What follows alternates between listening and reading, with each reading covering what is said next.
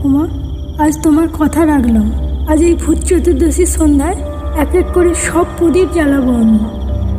অমৃতা এক এক করে প্রদীপ জ্বালিয়ে বাড়ির উঠোনে, দরজার কাছে, রান্নাঘরে, তুলসী গাছে রাখতে শুরু করে। প্রদীপের হলদে মিঠে আলোয় সন্ধ্যার ছায়া ধীরে ধীরে কেটে যেতে শুরু করে। এই বাড়িতে থাকে অমৃতা। ঠাকুমা নেই বহুদিন, কিন্তু তার কথাগুলো অমৃতার কানে এখনো বাজে। 14টা প্রদীপ জ্বালাবি, তাহলে আত্মারা পথ খুঁজে পাবে। বাংলার এক পুরানো গ্রাম, নাম শশীদিহি। বছরের একটা রাত, সেখানে মানুষে আগুনে আলো জ্বালায় মৃতদের পথ দেখানোর জন্য। সেই রাত নরক চতুর্দশীর রাত।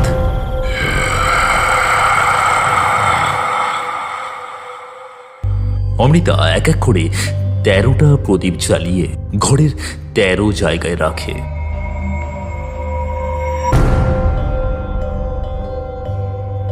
এখন সে বাড়ির উঠোনের বট গাছটার নিচে।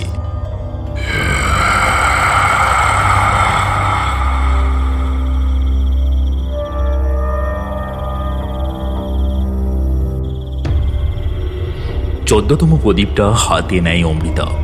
আগুন দেয়, শিখা জ্বলে ওঠে, দপ দপ করে কাঁপে। তার পরমুহূর্তেই হলুদ প্রদীপের শিখা নীলচে হয়ে যায়। বটগাছটার ওপর থেকে একটা হালকা হাওয়ায় নীলচে প্রদীপের শিখা থেকে কালো ধোঁয়া সরাসরি অমৃতার মুখে গিয়ে লাগে। অমৃতা কিছুক্ষণ স্থির দাঁড়িয়ে থাকে।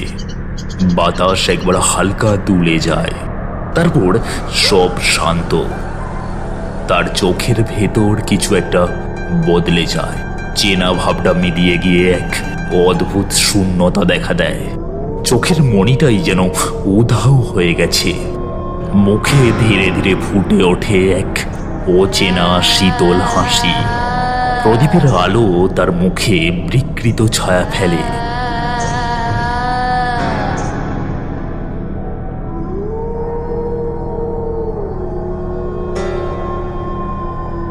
সে কোনো কথা না বলে ঘুরে দাঁড়ায়।